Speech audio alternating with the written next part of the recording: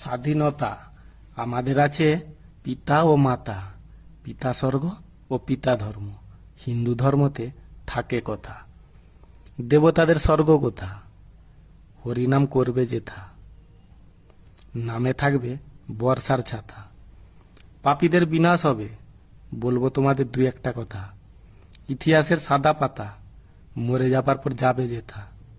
শুনতে পাবে তোমরা সুন্দর একটা কথা। তোমাদের জন্য রেডি করেছি হিসাবের খাতা। যারা যারা পড়ে শোনাবে আমারে গীতা। দিনের বেলা তারা দেখেছি, এটা শুধু পাপীদের কথা। পেছনে আলো সামনে ছাই, সেখানে পাবে পাপীরা ঠাঁই।